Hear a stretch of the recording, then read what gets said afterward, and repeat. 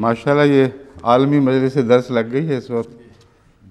Japan میں بھی لوگ بیٹھے ہوئے ہیں اس وقت، اور پاکستان کے مختلف دیہات میں، ربوہ، کراچی، لاہور، اور سارے یہ سمجھ رہے ہیں کہ میں ان کو دیکھ بھی رہا ہوں اور دیکھتا بھی ہوں کبھی کبھی.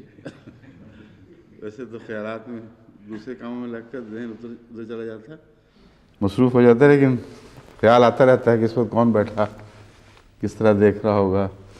مجھے آج صبح یہ خیال آ رہا تھا کہ عجیب اللہ کی شان ہے، ہم نے پوری طرح سے ابھی تک اس عظیم اعجاز کو پوری گہرائی سے محسوس نہیں کیا. یعنی محسوس کر رہے ہیں، لوگ لکھ رہے ہیں کہ عجیب خواب کسی کیفیت ہو گئی ہے، لیکن واقعہ یہ ہے کہ جب سے دنیا بنی ہے قرآن کریم کا عالمی درس پہلی دفعہ جاری ہوا ہے. کبھی ایسا واقعہ نہیں ہوا. اور یہ جو پیشگوئی ہے لِیُظْهِرَهُ عَلَى الدِّینِ کُلِّهِ، اس کی بنیاد اللہ نے احمدیوں کے ذریعے رکھوائی ہے یہاں آج، یعنی اس زمانے میں، اور ثابت کر دیا کہ کن غلاموں سے کام لینا ہے محمد رسول اللہ صلی اللہ علیہ وسلم کے دین کو پھیلانے کے لیے، ورنہ اتنی دنیا بستی تھی کسی کو توفیق نہیں ملے گی. اور پھر قرآن کا عالمی ہونا ثابت ہو گیا قطعی طور پر. کوئی دنیا کی کتاب نہیں ہے جس کا عالمی درس دیا گیا ہو، نہ بائبل کا، نہ کسی اور کتاب کا. اتنی بڑی بڑی قومیں، اتنی دولتوں کی بھرمار، پہاڑ لگے بیٹھے ہیں، لیکن کسی کو توفیق نہیں ملی. تو اس لیے یہ دن جو ہیں خاص طور پر صبر کے دن تو ہمارے ابھی چل ہی رہے ہیں، شکر بھی ساتھ شامل کرنا ضروری ہے، بہت گہرا شکر. کیونکہ جب تکلیفیں پہنچتی ہیں تو انسان کی توجہ تکلیفوں کی طرف مبذول ہو جاتی ہے، لیکن شکر سے ذرا نظر ہٹ جاتی ہے. یہ دور ایسا ہے کہ اس میں صبر تو بہت نیچے سطح پر بیٹھا ہوا ہے اس وقت. اصل تو شکر کا مضمون ہے جو اس وقت ساری جماعت پر ایک عالمی کیفیت کے طور پر طاری ہو چکا ہے. تو میں امید رکھتا ہوں احباب اس بات کو پیش نظر رکھتے ہوئے دعا بھی کریں گے. فتنے بھی پیدا ہو رہے ہیں، حسد جگہ جگہ پھوٹ رہے ہیں، بڑے پیمانے پر بعض کوششیں ہو رہی ہیں کہ اس پروگرام کو بند کروایا جائے، مگر اللہ نے جاری فرمایا ہے، کون بند کر سکتا ہے. انشاءاللہ آپ دعائیں کرتے رہیں تو خدا کے فضل سے یہ سلسلہ جاری رہے گا. وہ جو کل میں نے سر داد دست نہ داد کی بات کی تھی، یہ شیعہ محاورہ ہے، اور بڑے جائز فخر کے ساتھ حضرت حسین رضی اللہ تعالیٰ عنہ کے متعلق وہ یہ پیش کرتے ہیں. شعروں میں بھی ذکر ہے اور نثر میں بھی. تو کل جب یہ بات سن رہے تھے تو عبید اللہ صاحب علیم سر جھکا کے کچھ کر رہے تھے. مجھے سمجھ نہیں آئی کیا کر رہے ہیں. بعد میں مجھے عزیز لقمان نے بتایا کہ یہ وہ شعر یاد آ رہا تھا ان کو اور پوری طرح آ نہیں رہا تھا، تو لکھ رہے تھے جس میں یہ درج ہے. اب انہوں نے مجھے لکھ کے بھیجا ہے: شاہ ہست حسین، بادشاہ ہست حسین، دین ہست حسین، دین پناہ ہست حسین، سر داد نہ داد دست در دست یزید. سر دے دیا، ہاتھ نہ دیا در دست یزید. حقا کہ بنا لا الہ ہست حسین. حق یہی ہے، سچ یہی ہے کہ لا الہ کی بنیاد حسین ہے، اور یہ روح ہے کہ غیر اللہ کے سامنے نہیں جھکنا. یہ بات مبالغہ نہیں ہے، بالکل سچی بات ہے. یہ جو روح ہے کہ کسی قیمت پر غیر اللہ کے سامنے سر نہیں جھکانا، چاہے سب کچھ جاتا رہے. وہ سر کاٹا جا سکتا ہے، جھک نہیں سکتا. یہ کربلا کی روح ہے. اسی لیے میں نے کل یہ بار بار یہ ذکر کیا تھا کہ خدا کے واسطے روح کربلا کو کیوں بھول رہے ہو؟ اسی میں تو تمہاری ساری عظمت اور شان ہے، اس روح کو زندہ رکھنے میں. بس یہ وہ شعر ہے جس میں یہ حوالہ موجود ہے جو میں نے کل پیش کیا تھا.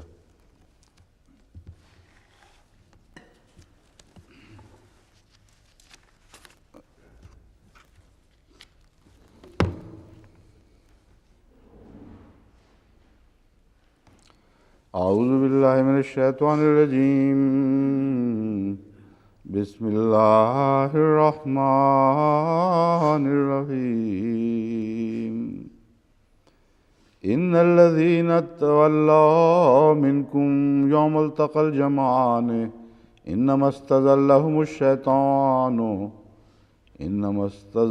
الشيطان ببعض ما كسبوا وَلَقَدْ عَفَا اللَّهُ عَنْهُمْ إِنَّ اللَّهَ غَفُورٌ حَلِيمٌ يَا أَيُّهَا الَّذِينَ آمَنُوا لا تكونوا كالذين كفروا وقالوا لإخوانهم إذا ضربوا في الأرض أو كانوا غزا لو كانوا عندنا ما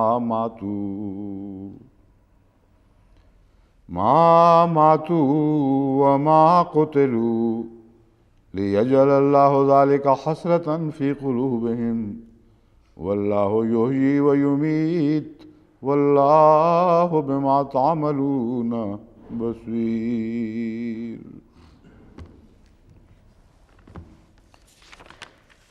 کل اس آیت پر گفتگو ہو رہی تھی جو میں نے ابھی تلاوت کی ہے، پہلی آیت جو میں نے تلاوت کی ہے، جس کا ترجمہ پھر یاد دہانی کے طور پر پیش کرتا ہوں۔ یقیناً وہ لوگ جو اس وقت پیٹھ دکھا گئے جب کہ دو لشکروں کا ٹکراؤ ہوا، انما استزلهم الشیطان، بلا شبہ اس وقت ان کو شیطان نے کوشش کر کے پھسلایا تھا، اور جو حربے اس کے پاس تھے وہ حربے استعمال کرتے ہوئے بڑی کوشش سے آخر ان کو پھسلانے میں کامیاب ہو گیا۔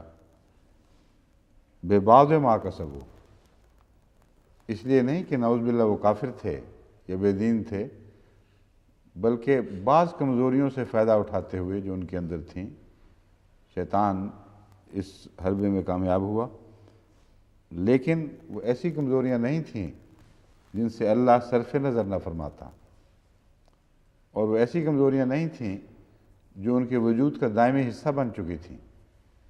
اس لیے وَلَقَدْ عَفَا اللَّهُ عَنْهُمْ، اور سن لو کہ اللہ ضرور ان سے صرف نظر فرما چکا ہے، ان کو معاف فرما چکا ہے۔ کیوں؟ اس لیے کہ ایک تو اللہ غفور ہے، ان اللہ غفور، بہت بخشنے والا ہے، دوسرے حلیم ہے، اور حلیم تحمل کے ساتھ اس غلطی کو نظر انداز کر دیا کرتا ہے جس کے بعد اصلاح کی توقع ہو، اور فیصلے میں جلدی نہیں کرتا۔ تو اس میں ان لوگوں کے نیک انجام کی طرف خوشخبری ہے کا اشارہ ملتا ہے کہ یہ لوگ جو ان سے غلطی ہوئی، ان غلطیوں کو خام خواہ اچھالتے نہ پھرنا، ورنہ اپنی عاقبت خراب کرو گے۔ اللہ تعالیٰ ان کو معاف فرما چکا ہے بوجہ غفور ہونے کے اور بوجہ حلیم ہونے کے۔ کل جب یہ درس ختم ہوا تو بعض ایسے بچے ملے جو یہاں پیدا ہوئے ہیں، اردو دان خاندانوں سے تعلق رکھتے ہیں، لیکن اردو ان کی کچھ سطحی اور کمزور سی ہے۔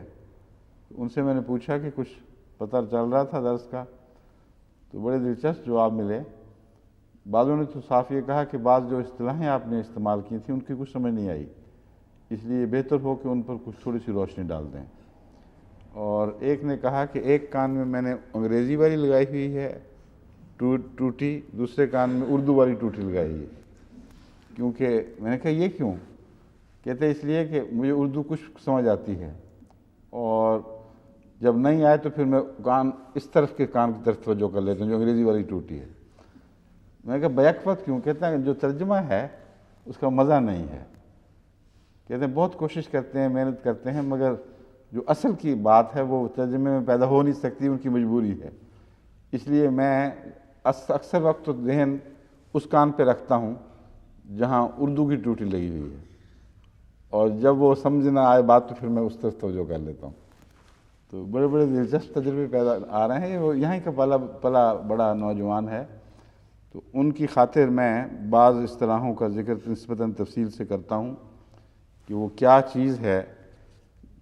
یعنی سب سے پہلے تو یہ دیکھنا چاہیے تقیہ کیا ہوتا ہے، اور پھر تبرہ کس کو کہتے ہیں، اور اس کے بعد پھر انشاءاللہ اس مضمون کو وہاں سے شروع کریں گے جہاں ہم نے چھوڑا تھا۔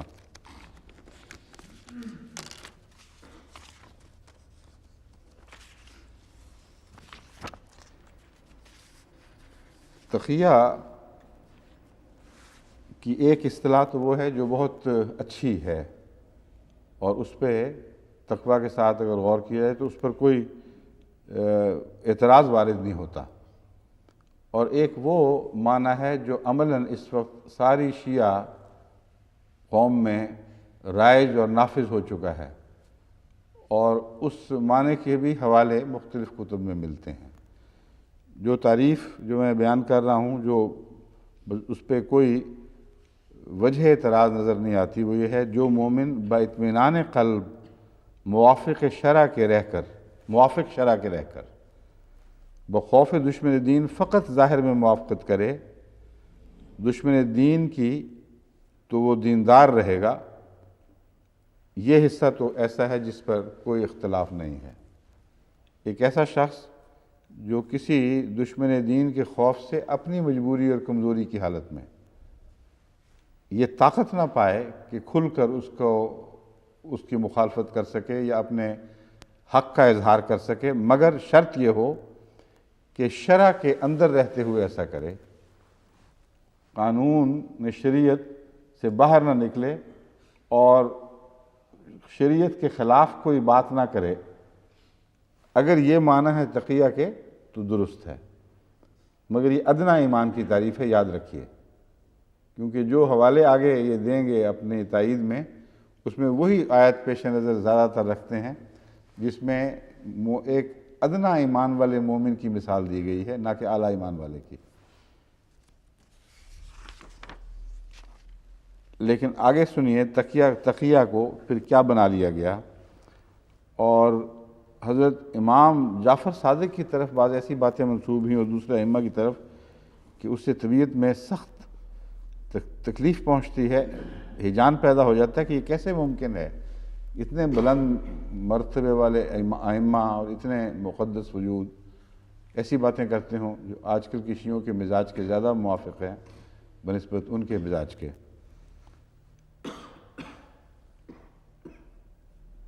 اس آیت کی تفسیر میں اولئک یؤتون اجرہم مرتین بما صبروا، قال بما صبروا علی التقیۃ ویدرؤون بالحسنۃ السیئۃ، قال الحسنۃ التقیۃ والسیئۃ الاضاءۃ، قال ابو عبداللہ علیہ السلام یا ابا عمیر ان قصۃ اعشار الدین فی التقیۃ ولا دین لمن لا تقی لہ، والتقیۃ فی کل شیء الا فی النبیذ والمس علی الخفین۔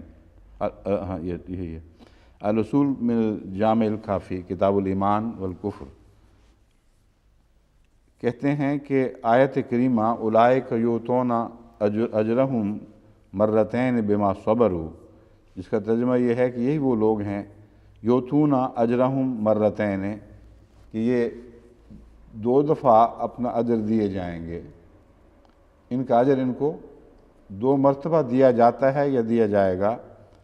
کیوں؟ اس لیے کہ انہوں نے صبر کیا ہے۔ کہتے ہیں اس کا مطلب اس سے مراد یہ ہے کہ 2 دفعہ ان کو اس لیے جزا دی جائے گی کہ انہوں نے تقیہ پر صبر کیا ہے۔ بما صبروا کا مطلب یہ ہے کہ تقیہ اختیار کیا اور پھر اس تقیہ کو چمٹ کر بیٹھ رہے اور کسی حالت میں تقیہ کو نہیں چھوڑا۔ کہتے ہیں اس لیے ان کو دوہری جزا دی جائے گی، یعنی کمزور ایمان کا مظاہرہ کیا اور اس کو پکڑ کر بیٹھ رہے، پھر اگلی منزل کی طرف قدم نہ بڑھایا۔ یہ صبر ہے، کیونکہ صبر کی تو یہی تعریف ہے کہ اسی حالت پر انسان جم کے بیٹھ جائے۔ کہتے ہیں اللہ تعالیٰ کو اتنی بات یہ پسند آتی ہے کہ فرماتا ہے میں ان کو دوہرا اجر دوں گا۔ لیکن آگے لکھتے ہیں کہ دیکھو اے ابو عمیر، دین کے اگر 10 حصے کیے جائیں تو 9 حصے دین کا تقیہ ہے، ایک حصہ باقی دین ہے، اور اس کا کوئی دین نہیں جو تقیہ پر عمل نہیں کرتا۔ یہ تقیہ ہے۔ تقیہ کا مطلب یہ ہے کہ دشمن کے خوف سے انسان حق کا اظہار نہ کر سکے تو اسے یہ اجازت ہے کہ خاموش رہے مگر شریعت کی خلاف ورزی نہ کرے، یہ تقیہ کی تعریف ہے۔ اور وہ مجبور ہے، اللہ تعالیٰ چاہے تو اسے معاف فرما دے، اس سے زیادہ اس کا کوئی مضمون نہیں۔ یہ کہتے ہیں کہ تقیہ تو اتنی اہم چیز ہے کہ اللہ تعالیٰ قرآن شریف میں فرماتا ہے کہ جو تقیہ کرے اور پھر اس کو چمٹ کر بیٹھ رہے، اس کا ساتھ نہ چھوڑے، عمر بھر تقیہ پر قائم رہے، اس کو اللہ تعالیٰ دوہرا اجر عطا فرمائے گا۔ عام مومنوں سے جو کھل کر اپنے ایمان کو ظاہر کرتے اور قربانیاں پیش کرتے ہیں، اس کی خاطر عمر بھر تکلیفوں میں مبتلا کیے جاتے ہیں، ان کو 1 اجر اور تقیہ کرنے والے کو 2 اجر۔ اور پھر فرمایا گیا کہ 9 حصے دین کے تقیہ ہیں، 1 حصہ باقی ساری باتیں ہیں۔ تقیہ کرتے رہو، بس یہی کافی ہے۔ باقی 1 حصہ باقی عبادتیں وغیرہ، حقوق و لباس، یہ ساری چیزیں، یہ سب اس 10 میں سے 1 حصے کے اندر شامل ہیں۔ آگے پھر لکھتے ہیں، قال ابو عبداللہ علیہ السلام التقیۃ من دین اللہ، کہ ابو عبداللہ جعفر صادق کہتے ہیں کہ تقیہ دین کا حصہ ہے، اور اس کے فضائل میں یہ لکھا ہے، واللہ ما علی وجہ الارض شیء احب الی من التقیۃ ان اللہ۔ اور یہ ایسی خبریں اپنے ائمہ کی طرف منسوب کرتے ہیں کہ کوئی ان کو بالکل حیا بھی نہیں، کوئی شرم نہیں آتی کہ ہم کیا کہہ رہے ہیں۔ اور اتنے بزرگ ائمہ جن کی بزرگی اور تقوی کے متعلق کوئی شک نہیں کیا جا سکتا، بہت ہی خدا رسیدہ لوگ تھے، ان کی طرف ایسی لغو باتیں کرنے سے، منسوب کرنے سے کوئی پرہیز نہیں ہے۔ واللہ ما علی وجہ الارض شیء احب الی من التقیۃ، کہ کہتے ہیں ہمارے امام جعفر صادق نے فرمایا کہ خدا کی قسم، دنیا روئے زمین پہ مجھے تقیہ سے زیادہ اور کوئی چیز پیاری نہیں۔ تمام روئے زمین پر اپنے ایمان کو چھپا لینے سے زیادہ مجھے کوئی چیز اچھی نہیں لگتی۔ پھر فرمایا، اے حبیب، جو تقیہ کرے گا خدا اس کو بلند مرتبہ دے گا، اور اے حبیب جو تقیہ نہ کرے گا اللہ اس کو پست کرے گا۔ جو تقیہ سے کام نہیں لے گا، یعنی کھل کر اپنے ایمان کو ظاہر کرے گا، وہ رسوا و ذلیل کر دیا جائے گا۔ اے حبیب، اس زمانے میں مخالفین سکون و فراغت میں ہیں، ہاں جب ظہور حضرت حجت ہوگا تو اس وقت تقیہ ترک ہوگا۔ یعنی جب امام مہدی کا ظہور ہوگا اس وقت تقیہ، اگر اتنی اعلیٰ چیز ہے تو اس وقت ترک کیوں ہوگا؟ عجیب بات ہے۔ اتنی عظیم شان چیز امام مہدی کے وقت میں ہاتھ سے جاتی رہے گی۔ اب 2 کشتیوں میں سے ایک میں پاؤں رکھو، یا تو یہ کہ رسول اللہ صلی اللہ علیہ وسلم کے زمانے سے قرآن کریم کے حکم کے مطابق سب سے اعلیٰ چیز تمہیں دی گئی وہ تقیہ تھی، جو دین کے 10 حصوں میں سے 9 حصہ تھا، جس پر عمل کرنے سے درجات کی بلندی نصیب ہوتی تھی، جس کو ترک کرنے سے تم ادنا کی طرف لوٹائے جاتے تھے۔ یہ وہ شاندار چیز تھی جو تمہیں نعمت ملی، اور امام مہدی تشریف لائے اور تقیہ کو قلعہ کر دیا۔ عجیب بات ہے، اتنا عظیم شان امام جو ظاہر ہو اتنی مدتوں، 14 صدیوں تک تو ابھی ان کے کہنے کے مطابق اگر کہیں ظاہر ہوا بھی تھا تو واپس جا چکا ہے، پھر آئے گا، مگر کیا کرنے آئے گا؟ تقیہ کو منسوخ، جو اتنی عظیم شان چیز ہے، یعنی دین کے 9 حصے منسوخ کر دے گا اور 1 حصہ رہنے دے گا۔ عجیب تصور ہے۔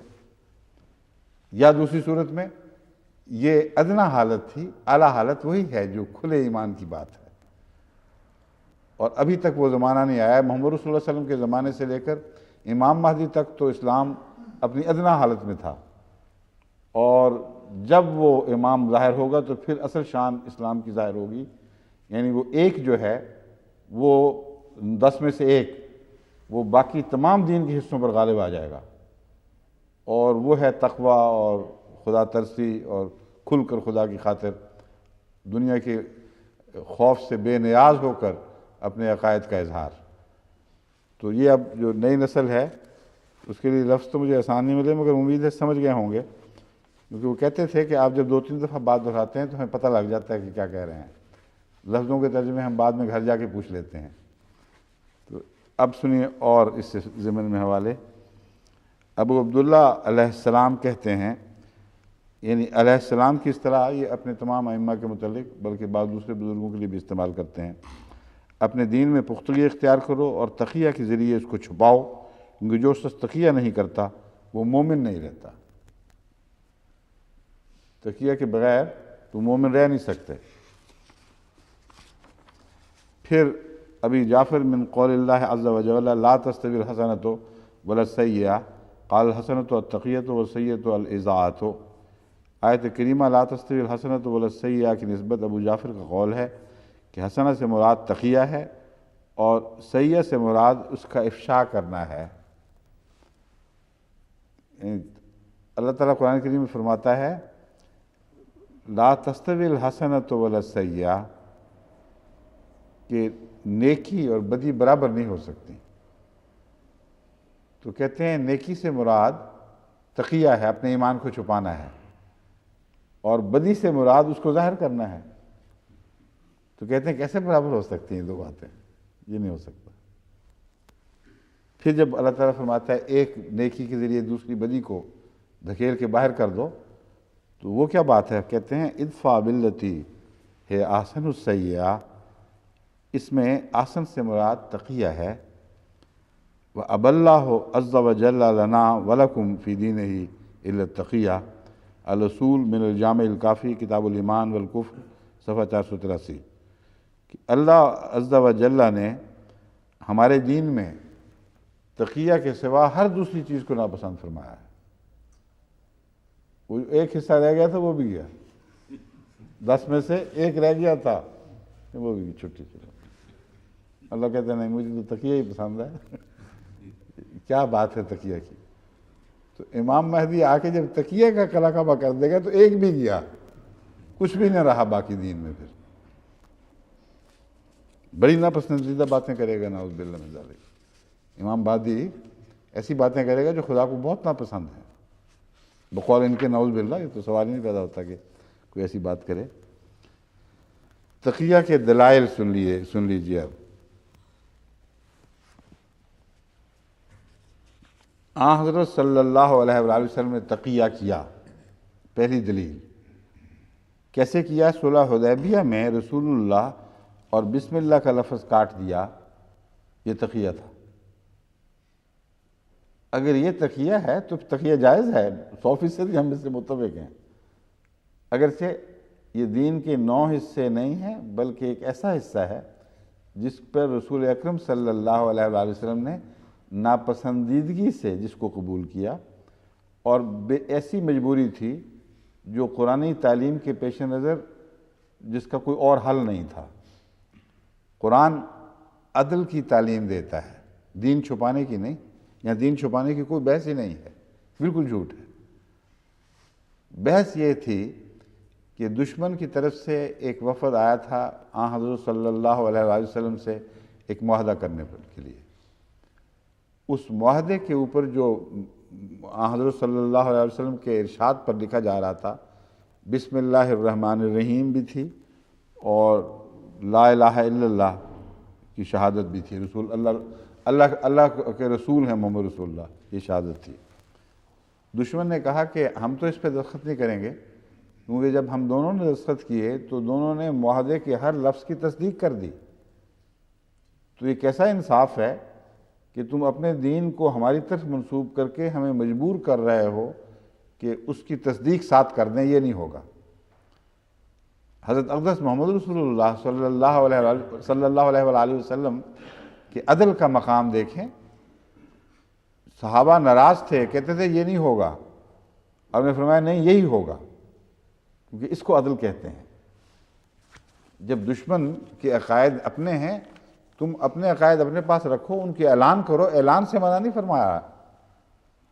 یہ تو نہیں کہا کہ ہم توبہ کرتے ہیں اس اقرار سے کہ محمد اللہ کے رسول ہیں۔ یہ تو نہیں فرمایا کہ بسم اللہ الرحمن الرحیم کا مضمون غلط ہے۔ فرمایا ان کا عقیدہ یہ نہیں ہے، ہم یہ تسلیم کرتے ہیں، اور چونکہ دونوں نے دستخط کرنے ہیں اس لیے اس کو کاٹ دیا جائے۔ اب دیکھیں اس میں وہ تقیہ کہاں سے آ گیا جو ان کا تصور ہے۔ یہ تو ایک عظیم الشان عدل کی تعلیم کا ایک نمونہ دکھایا جا رہا ہے، اور دشمن کی خاطر یعنی اپنی خاطر دشمن کی قربانی نہیں لی جا رہی، یہ ہے مراد، الٹ مضمون ہے۔ اپنی قربانی نہیں دے رہے، اپنی خاطر دشمن کی قربانی نہیں لے رہے۔ پھر یہ کہتے ہیں دوسری دلیل یہ ہے، قرآن میں ہے من کفر باللہ من بعد ایمانہ الا من اکرہ وقلبہ مطمئن بالایمان، کہ قرآن کریم میں صاف لکھا ہے کہ جو بھی کفر باللہ من بعد ایمانہ، اللہ کا انکار کر دے ایمان لانے کے بعد، وہ کیا ہے؟ جہنمی ہے۔ الا من اکرہ، سوائے اس کے کہ کسی کو مجبور کر دیا جائے اور وہ بے بس ہو جائے۔ وقلبہ مطمئن بالایمان، جبکہ اس کا دل پوری طرح اطمینان ایمان پر مطمئن ہو۔ ایسے لوگ، ایسے صحابہ بعض حضرت صلی اللہ علیہ وآلہ وسلم کی زندگی میں بھی پیدا ہوئے اور ان کی مثالیں تاریخ میں محفوظ ہیں۔ سوال یہ ہے کہ یہ ایمان کا پہلا حصہ ہے یا ادنا سب سے آخری حصہ ہے؟ اس میں کوئی شک نہیں کہ ایمان کا سب سے ادنا حصہ ہے جس کی بحث ہو رہی ہے۔ اللہ تعالیٰ فرماتا ہے کہ اگر ہم ان کے دل میں پورا اطمینان نہ دیکھیں اور اکراہ کی وجہ نہ دیکھیں، یہ قطعی طور پر ثابت نہ ہو کہ یہ وہ لوگ بے اختیار تھے، ان کی نفسیاتی کمزوری، ان کی جسمانی کمزوری، ان کے دل کی کمزور حالت، یہ چیزیں ایسی تھیں جو ان بیچاروں کی برداشت سے باہر تھیں۔ جس طرح ٹارچر کر کے کسی سے کوئی بیان لیا جاتا ہے، یہ اس کی بحث ہو رہی ہے۔ اکرہ کا مطلب یہاں یہ بنے گا ان کو ٹارچر کیا گیا، ان سے زبردستی بیان لیا گیا۔ اس طرح بعض احمدی آج بھی میں نے دیکھا ہے، بعض مسجدوں میں جا کے ہار پہن لیتے ہیں۔ ہار پہننے کا مطلب یہ ہے کہ وہ مسیح موعود علیہ السلام کے خلاف بات کر دیتے ہیں کہ چلو مجھے معاف کرو، تو وہ لوگ جو پہلے جوتیاں مار رہے ہوتے ہیں ان کو وہ پھر ہار پہنا دیتے ہیں۔ وہ بعد میں آ کے روتے ہیں، سارا پھر عرصہ سال ہا سال تک معافیوں کے خط لکھتے ہیں، کہتے ہیں دعا کرو اللہ ہمیں معاف فرما دے۔ یہ ہے اکرہ کی مثال۔ حضرت صلی اللہ علیہ وآلہ وسلم کے زمانے میں بھی ایک صحابی نے یہ عرض کیا کہ یا رسول اللہ، مجھے سخت مجبور کیا گیا، بہت تکلیف پہنچائی گئی، یہاں تک کہ آپ کے ذات کے خلاف مجھ سے کوئی ناپاک کلمات کہے گئے۔ کہتے ہیں میری زندگی جہنم بنی ہوئی اس وقت سے، ایک عذاب میں مبتلا ہوں، میری کوئی بخشش کی صورت ہو سکتی ہے؟ یہ ہے اس آیت کا مطلب کہ مجبور کر دیے گئے ہوں اور بے اختیار ہوں، ان کی جسمانی طاقتوں سے باہر کی بات ہو، اس جبر کو برداشت کرنا، لیکن دل پوری طرح ایمان پر قائم ہو، اطمینان پکڑ چکا ہو، اس کے متعلق اللہ فرماتا ہے میں اس کو سزا نہیں دوں گا۔ جزا دینے کا وہاں بھی کوئی ذکر نہیں، سزا کی بحث ہے، سزا دے گا یا نہیں دے گا۔ کہتے ہیں یہ دیکھو تقیہ ثابت ہو گیا، جو تقیہ ثابت ہوا ہے وہ ٹھیک ہے، لیکن ایمان کا بہت ہی ادنا حصہ ہے، اور ایسا جہاں خطرہ ہے کہ ذرا بھی انسان ایک ذرہ بھی زیادہ کمزوری دکھا دے تو وہ جہنم میں بھی جا پڑ سکتا ہے۔ یہ اللہ نے فیصلہ کرنا ہے کہ حقیقت میں مجبوری پوری تھی بھی کہ نہیں، اور اطمینان قلب پوری طرح نصیب تھا کہ نہیں۔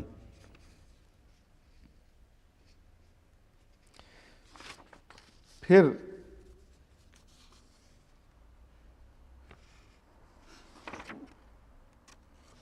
ایک اور مثال یہ دیتے ہیں، قال رجل مومن من آل فرعون یکتم ایمانہ وتقتلون رجلا ان یقول ربی اللہ وقد جاءکم بالبینات من ربکم وإن یک کاذبا فعلیہ کذب وإن یک صادقا یصبکم بعض الذی یعدکم ان اللہ لا یہدی من هو مسرف کذاب المومن، آیت 29۔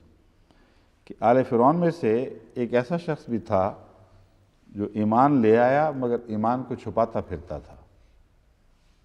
یہ کہتے ہیں دیکھو تقیہ ثابت ہو گیا۔ اس نے کہا اے لوگو، کیا تم ایک آدمی کو صرف اس لیے مارتے ہو کہ وہ کہتا ہے اللہ میرا رب ہے، اور تمہارے رب کی طرف سے نشانات بھی لایا ہے؟ اگر وہ جھوٹا ہے تو اس کے جھوٹ کا وبال اس پر پڑے گا. یہ وہی آیت ہے جس پر میں کل گفتگو کر چکا ہوں. تو سوال یہ ہے کہ اگر یہی مثال ہے تقیہ کی تو یہ ایک ایسی مثال تو نہیں ہے کہ جس میں اس کے ایمان چھپانے کو اللہ تعالیٰ نے تحسین کی نظر سے دیکھا ہو. تحسین کی بات تو وہ ہے جس میں متعلق اللہ تعالیٰ فرماتا ہے دیکھو اتنا باغیرت تھا کہ ایمان چھپانے کے باوجود وہ خطرہ مول لے لیا، اور جس پر ایمان لایا تھا اس کو تکلیف دینے کا جو پروگرام بنایا جا رہا تھا اس پر وہ برداشت نہیں ہو سکا اور اٹھ کھڑا ہوا. اور کیسی عقل کی بات کی ہے. تو ادنا ایمان والے کا بھی اس کا ذکر فرمایا جو ابتلا کے وقت پیچھے ہٹنے کی بجائے آگے آ گیا اور جو کچھ چھپایا ہوا تھا اس کو ظاہر کر دیا. لیکن یہ ایمان کی ادنا حالت ہے، اعلیٰ حالت نہیں ہے. وہ مومن جس کو جو خدا تعالیٰ حضرت محمد رسول اللہ صلی اللہ علیہ وآلہ وسلم کے وسیلے سے بنانا چاہتا ہے، ان کی مثال قرآن کریم میں یہ نہیں دی گئی. یہ سابقہ مومنوں کی مثالیں ہیں. وہ مومن جو محمد رسول اللہ کی امت کے مومن ہیں ان کی مثالیں دو عورتوں سے دی گئی ہیں، ایک فرعون کی بیوی سے اور ایک مریم سے. فرعون کی بیوی کی مثال یہ ہے کہ دنیا کا سب سے بڑا جابر بادشاہ جو اپنے زمانے میں اپنے جبر و استبداد میں ثانی نہیں رکھتا تھا، کوئی مثال نہیں تھی، اس کے گھر میں ہوتے ہوئے ایمان ظاہر کر دیا اور ایمان پر قائم رہی. اللہ سے دعائیں مانگتی رہی کہ اے خدا تو مجھے توفیق بخش اور جنت میں مجھے گھر عطا کر. یہ ایمان کی ادنا مثال ہے، یعنی ادنا مثال مسلمان کے ایمان کی، مومن کے ایمان کی، جو محمد رسول اللہ پر ایمان لانے والا ہے. اتنی کمزور حالت ایک ایسے جابر بادشاہ کے گھر بے اختیار پڑی ہوئی ہو اور پھر موسیٰ پر ایمان لے آئے اور کھل کے اظہار کرے کہ ہاں میں مومن ہوں، یہ سچا ہے. یہ اس طرف کیوں نہیں جاتی شیعوں کی نظر؟ وہ دوسرا آدمی پکڑ لیا ہے جو ایمان چھپائے پھرتا تھا، مگر اس کا بھی اتنا کمزور نہیں تھا کہ جب وقت آیا تو ایمان کو چھپا گیا اور حضرت موسیٰ پر زیادتی برداشت کر گیا.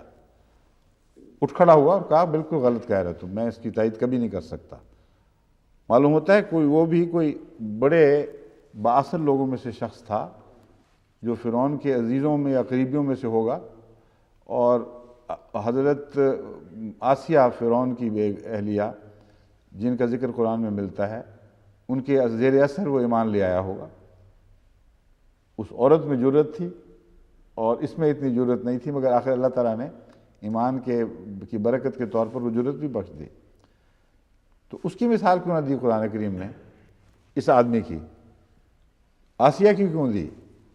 اس لیے کہ اللہ تعالیٰ یہ ظاہر کرنا چاہتا ہے کہ محمد رسول اللہ کی امت سے کم اتنی توقع تو رکھتا ہوں کہ موسیٰ کی امت کی ایک کمزور عورت سے آگے ہوں، پیچھے نہ ہوں کسی صورت پہ. اور اپنی کمزوری کے باوجود وہ اپنے ایمان کی حفاظت کر رہی تھی اور دعائیں کر رہی تھی. دوسری مثال مریم کی دی ہے، وہ بھی عورت کی مثال ہے. عجیب لگتا ہے کہ امت میں دو مثالیں اللہ تعالیٰ نے دیں، عورتوں کی دیں، کیونکہ عورتیں کمزور ہوتی ہیں، جذبات سے بھی اور خواہشات سے بھی مغلوب ہو جاتی ہیں اور خوف سے بھی مغلوب ہو جاتی ہیں. تو فرمایا ایک عورت بھی اگر مجھ پر ایمان لانے یا اپنے وقت کے نبی پر ایمان لانے کے معاملے میں کمزوری نہیں دکھاتی تو محمد رسول اللہ کے مردوں کی شان کے خلاف ہے، وہ اپنے مقام کو اتنا گرا دیں. دوسرا، نفسانی خواہشات کے نتیجے میں بہت سے لوگ اپنے مراتب بنانے لگ جاتے ہیں اور بڑی بڑی اپنے زوم میں اپنے اعلیٰ روحانی مقامات کی باتیں سوچتے ہیں، اور اس کے نتیجے میں بعض دفعہ ان کو خوابیں بھی آ جاتی ہیں. اس کے نتیجے میں بعض دفعہ وہ ان کو بظاہر ایسے تجربات ہوتے ہیں کہ وہ سمجھتے ہیں کہ ہمارا مرتبہ واقعی بڑا ہے. اللہ تعالیٰ فرماتا ہے مریم کی مثال ہے. مریم نے کی سوچ ہر ناپاکی سے پاک تھی،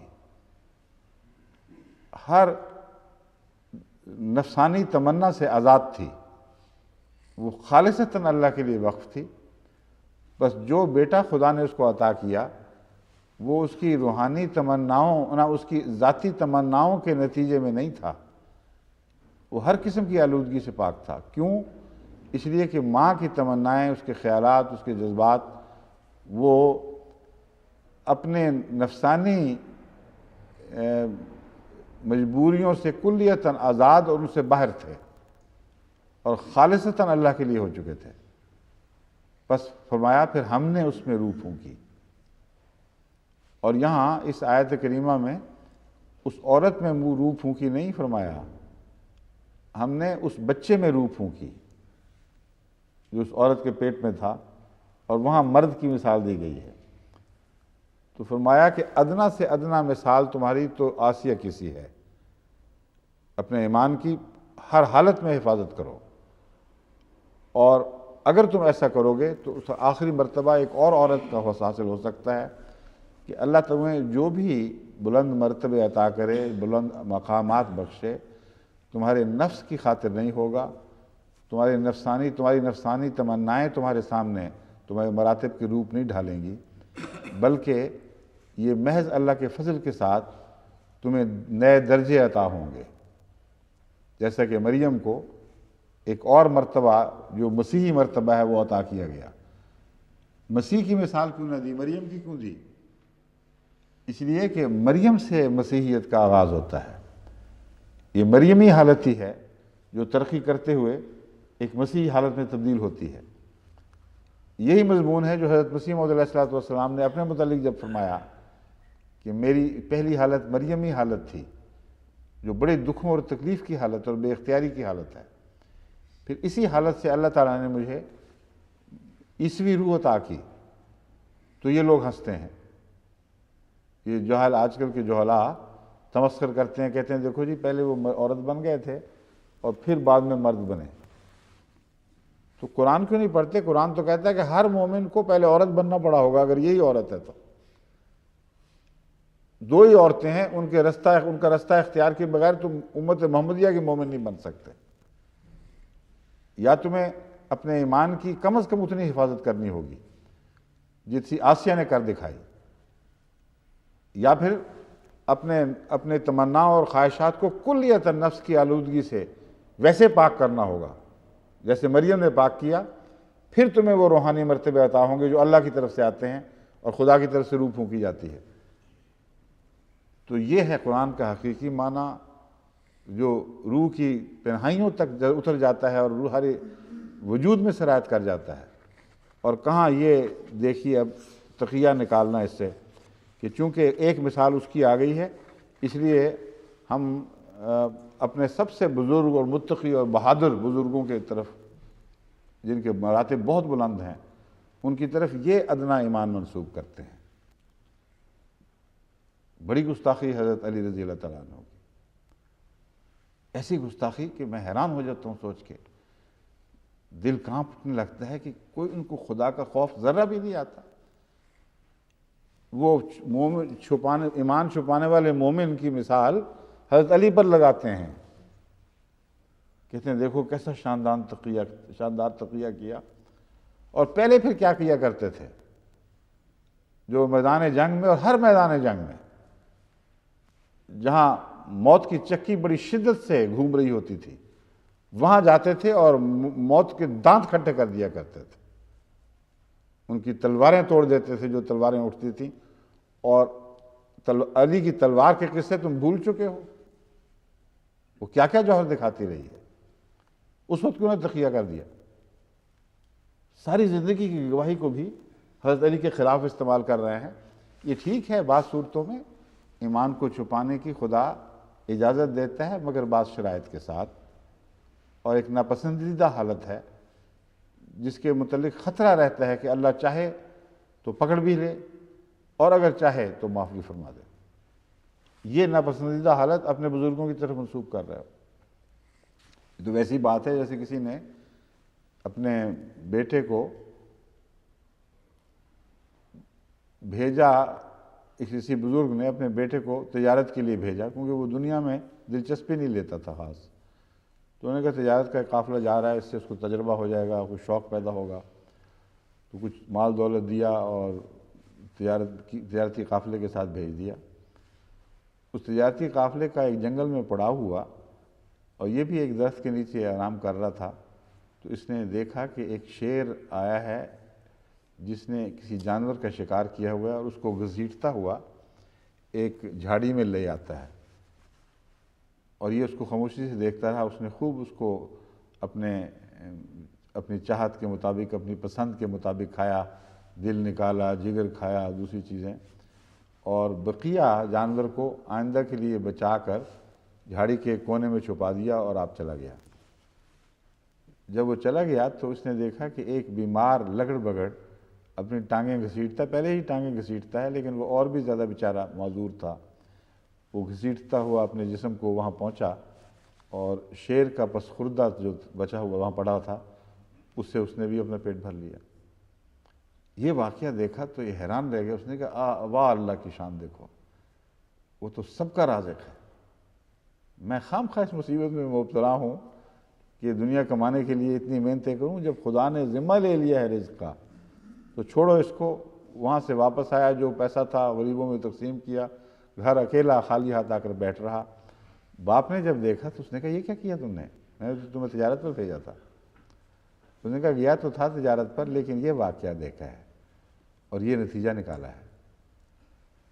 باپ نے کہا تم سچ کہتے ہوگے، لیکن میری خواہش اور تھی، میں یہ نہیں چاہتا تھا کہ تم وہ لگڑ بگڑ بنو جو شیروں کے پس خوردے کھا کر زندہ رہو، میں چاہتا تھا تم وہ شیر بنو جس کے پس خوردے لگڑ بگڑ کھایا کریں۔ تو حضرت علی تو شیر خدا ہیں اور اس میں کوئی شک نہیں وہ شیر خدا تھے، ان کو لگڑ بگڑ کی مثال دیتے ہو، کوئی حیا نہیں آتی؟ تمہارا ایمان کہاں جاتا ہے؟ کوئی خدا کا خوف کیوں نہیں کرتے؟ جسے خدا نے شیر بنایا تھا، جس کا پس خوردہ دنیا کھاتی تھی، تم اسے دنیا کے پس خوردہ کھانے والے بنا بیٹھے ہو اور عملاً یہی کر لیا ہے۔ کہتے ہو کہ اپنا حق کے خلافت غصب ہوتے دیکھا، وہ خدا نے جو حق میں وصیت کی تھی اس وصیت کو چاک ہوتے دیکھا، تمام روحانی مراتب آپ سے غصب کر کے چھین کر ایک ظالم ان کی کرسی پر جا بیٹھا اور دنیا کے منفعت کے لیے اس کے دربار میں حاضری دیتے رہے، باغ کے لیے التجائیں کرتے رہے، مگر اپنے منصب کا مطالبہ کبھی نہیں کیا، ایک دفعہ بھی نہیں کیا۔ ساری شیعہ تاریخ اٹھا کر دیکھ لیں، ان کی اپنی تحریریں مطالعہ کر لیں، میں کسی سنی حوالے کی بات نہیں کر رہا، کسی شیعہ تاریخ میں یہ ذکر نہیں ہے، کسی کتاب میں، کسی ان کی حدیث میں، کہ حضرت علی کو اچانک خیال آیا وہ اٹھ کھڑے ہوں اور کہا اے ابو بکر پہلے میرا حق تو مجھے دے جو خدا نے مجھے عطا کیا ہے، پھر باقی باتیں بعد میں دیکھیں گے۔ تو یہ ہے وہ شیر خدا کو نعوذ باللہ من ذالک اس سے بالکل برعکس حالت میں تبدیل کر لینا، اور ان کا جو مرید ہیں، جو محبت کا دعوے دار ہیں، جو عشق کے دعوے دار ہیں، جن کے دعوے یہ ہیں بعض جگہ بعض شیعوں کے کہ وہ علی خدا تھے اور محمد اس کے بندہ تھے، نعوذ باللہ من ذالک، جو بھی ہے ان کے عقیدے، اس سے بھی بھیانک عقیدے دنیا میں موجود ہیں، ہمیں اس سے بحث نہیں ہے، یہ جاہلانہ بات ہے کہ ان باتوں کو بیان کر کے طبیعتوں میں اشتعال پیدا کیا جائے۔ حضرت عیسیٰ کو بھی تو خدا کا بیٹا بنایا ہوا ہے اور کرشن کو خدا بنایا ہوا ہے، کس کس سے تم دنیا میں لڑتے پھرو گے؟ اس لیے جو تمہارے اختیار میں چیزیں نہیں ہیں ان کو اپنے اختیار میں نہ لو، یہ اللہ کے معاملے ہیں۔ بس میں جب یہ باتیں بیان کرتا ہوں تو شیعوں کے خلاف نعوذ باللہ کسی اشتعال انگیزی میں مبتلا نہیں ہوتا، نہ میں اسے جائز سمجھتا ہوں۔ یہ بیچارے راہ سے بھٹکے ہوئے بھائی ہیں، ان کو سمجھاؤ، عقلی دلیلیں دو، جس طرح بن سکے ان کو ان گمراہیوں سے بچانے کی کوشش کرو، یہی ہے جو ہمیں اختیار ہے۔ انما انت مذکر لست علیہم بمسیطر، یہی وہ مرتبہ ہے جو محمد رسول اللہ کا مرتبہ ہے، اس سے ہم آگے نہیں بڑھ سکتے۔ ہمارا کام نصیحت کرنا ہے، ہم ان پر داروغہ نہیں بنائے گئے کہ ہم انہیں پکڑیں اور سزائیں دیں اور قیدوں میں مبتلا کریں یا پھانسیوں پہ چڑھائیں۔ بس یہ تعلیم غلط ہے جو آج کل پاکستان میں دی جا رہی ہے، مگر یہ درست ہے کہ شیعہ عقائد ایسے ہیں کہ جس کے نتیجے میں ایک مومن کا دل لرزنے لگتا ہے اور طبیعت میں ایک ہیجان پیدا ہو جاتا ہے کہ انا للہ و انا الیہ راجعون، یہ کیا کر رہے ہیں؟ یہ ہے تقیہ جس کی میں بات کر رہا تھا۔ اب تبرہ کی بات سن لیجئے۔ تبرہ کس چیز کو کہتے ہیں؟ اس کے متعلق بہت سے حوالے ہیں، میں ایک چن کر آپ کے سامنے رکھتا ہوں، کیونکہ کل انہوں نے ریوائل کے لفظ کے اندر جو میں نے حوالہ پڑھا تھا، میر احمد علی صاحب نے تبرہ ہی کا ذکر کیا ہے۔ ریوائل کرنا اور تبرہ کرنا ایک ہی چیز کے دو نام ہیں۔ کہتے ہیں تبرہ ہم پر لازم نہ ہوتا اگر صرف محمد رسول اللہ کے ساتھ بے وفائی کرتے اور یہ سب کچھ کرتے رہتے، بھاگے پھرتے بکریوں کی طرح پہاڑوں پر پتھر سے پتھر، چٹان سے چٹان پر چھلانگیں مارتے پھرتے، کوئی فرق نہیں تھا۔ لیکن جب ہم یہ دیکھتے ہیں کہ علی کی خلافت پر قابض ہو گئے، پھر ناقابل برداشت ہے، پھر تو ہم پر تبرہ کرنا فرض ہو جاتا ہے۔ اور تبرہ ہے کیا؟ یہ سنیے۔ حق الیقین مصنفہ محمد باقر مجلسی، فصل نمبر 18، صفحہ 519، مطبوعہ ایران۔ اس کا ترجمہ ہے، اصل عبارت بھی درج ہے مگر میں ترجمہ پڑھ کے سناتا ہوں۔ برات کے بارے میں ہمارا اعتقاد یہ ہے کہ 4 بتوں سے بیزاری برات کا بنیادی حصہ ہے۔ وہ 4 بت کون سے ہیں جن سے بیزاری برات کی جان ہے؟ وہ یہ ہیں: ابو بکر، عمر، عثمان اور معاویہ۔ کہتے ہیں 4 بت ہیں جن سے بیزاری کا اظہار دین کا بنیادی حصہ ہے، اور اسی کا نام تبرہ ہے۔ اور 4 عورتوں سے بیزاری، یعنی عائشہ، حفصہ، ہند اور ام الحکم، اور ان کے تمام ساتھیوں اور متبعین سے بیزاری چاہیں۔ 4 مردوں سے، حضرت ابو بکر، حضرت عمر، حضرت عثمان اور معاویہ سے، اور 4 عورتوں سے، حضرت عائشہ صدیقہ رضی اللہ تعالی عنہا اور ہند، اس کے علاوہ حضرت حفصہ اور ہند اور ام الحکم سے بیزاری کریں، اور ان سے نہیں، ان کے تمام ساتھیوں سے۔ حضرت عائشہ کے ساتھی کون تھے؟ حضرت حفصہ کے ساتھی کون تھے؟ کوئی حیا نہیں، کچھ سوچتے نہیں کہ کیا بات کہہ رہے ہیں، یہ تلوار کی زد کہاں تک جا پہنچتی ہے۔ اور پھر کہتے ہیں کہ یہ یقین رکھتے ہیں، نیز ہمارا اعتقاد ہے، سن لیجئے، کہ یہ لوگ خدا کی بدترین مخلوق ہیں۔ یہ مسلمان ہیں، ہم نہیں ہیں۔ جن کا دل خون ہوتا ہے ان باتوں کو سن کر، جو عشق صحابہ میں سر تا پا لبریز ہیں، یہ غیر مسلم ہیں پاکستان کی تعریف کے مطابق، اور یہ مسلمان ہیں جن کا اعتقاد یہ ہے کہ نعوذ باللہ من ذالک، یہ خدا کی بدترین مخلوق ہیں۔ اور ہمارا یہ بھی اعتقاد ہے کہ جب تک خدا، رسول اور ائمہ کے دشمنوں سے بیزاری نہ کی جائے، اس وقت تک خدا، رسول اور ائمہ کی سچائی کا اقرار مکمل نہیں ہو سکتا۔ اردو ترجمہ از فارسی عبارت حق الیقین، مصنفہ محمد باقر مجلسی، فصل نمبر 18، صفحہ 519، مطبوعہ ایران۔ پھر اس موضوع پر مختلف حوالے ہیں، مگر میں چونکہ درس قرآن میں ضمناً یہ زیر بحث آیا ہے معاملہ، اس لیے میں مستقل اسے شیعہ سنی ڈیبیٹ میں یا مناظرے میں تو تبدیل نہیں کر سکتا، مگر چونکہ یہ باتیں قرآن کی طرف منسوب کر رہے ہیں اور جو آیتیں زیر بحث ہیں ان سے استنباط کر رہے ہیں، اس لیے بالکل مجبوری ہے ان کے غلط عقائد یا قرآن کریم کی آیات کے بطلان کو نظر انداز کر کے میں کیسے آگے بڑھ سکتا ہوں۔ یہ عقیدہ رکھنا، شیعہ عقیدہ کیا ہے؟ یہ عقیدہ رکھنا کہ 5 تن پاک اور 6 دیگر صحابہ کے سوا آن حضرت صلی اللہ علیہ وسلم کے تمام صحابہ بشمولیت خلفائے راشدین ثلاثہ ابو بکر، عمر اور عثمان، ہم جن کو رضوان اللہ علیہم کہتے ہیں، سب کے سب اسلام سے برگشتہ ہو چکے تھے اور عیاذاً باللہ منافق کا درجہ رکھتے تھے۔ نیز یہ عقیدہ کہ پہلے 3 خلفاء غاصب تھے ان پر تبرہ کرنا نہ صرف جائز بلکہ ضروری ہے۔ یہ خلاصہ ہے شیعہ مذہب کا، جو اسلام کا ایک لازمی ستون ہے، ان 72 فرقوں میں سے ایک ہے جن کے اسلام پر حکومت پاکستان نے اور پاکستان کی کانسٹیٹیوشن نے مہر تصدیق ثبت کر دی ہے۔ اب بتائیے یہ ایک لازمی منطقی نتیجہ نکلتا ہے کہ نہیں کہ پاکستان کی کانسٹیٹیوشن کے مطابق یہ تمام عقائد رکھنا اسلام کے دائرے کے اندر ہیں، اور کوئی نہیں جو ان عقائد رکھنے والوں کو غیر مسلم قرار دے سکے۔ بتائیے اس نتیجے سے مفر کیسے ہو سکتی ہے؟ کانسٹیٹیوشن کی مہر لگی ہوئی ہے، تمام شیعہ اپنے تمام عقائد سمیت دائرہ اسلام میں داخل، اور اسلام کا ایک اہم ستون ہے۔ ایک ستون اگر اہل سنت ہے تو دوسرا ستون شیعہ ہیں۔ کون ہے جو ان کو اسلام سے باہر قرار دے سکے؟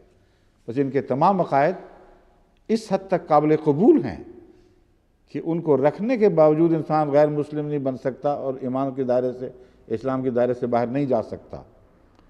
تو تمام سنیوں نے پاکستان کے اس بات پر مہر تصدیق ثبت کر دی، اور یہی نتیجہ نکلتا ہے کہ جو وہ یہ عقیدہ رکھے کہ نعوذ باللہ من ذالک 4 مرد وہ جن کا بیان ہوئے اور 4 عورتیں، یہ کلیتاً فاسق فاجر، دین سے باہر، اور خدا تعالیٰ کی مخلوق میں سب سے بدترین مخلوق ہے، یہ اسلام ہے۔ کون ہے جو ان کو کہہ سکے کہ نہیں؟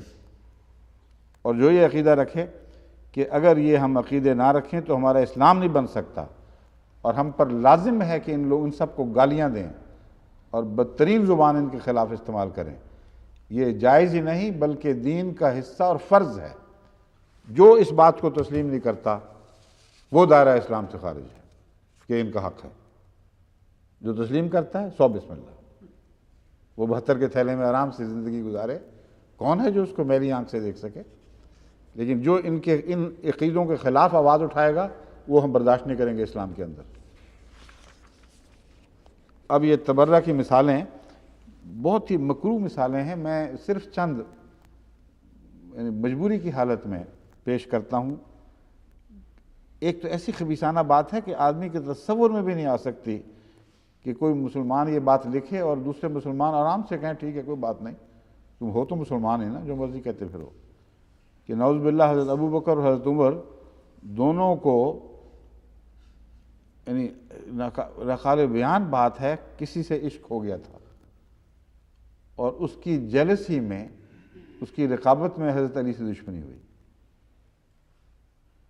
اتنی ناپاک بات، اتنی خبیثانہ بات، ایسی قابل احترام بزرگ پر جو خاتون جنت ہیں،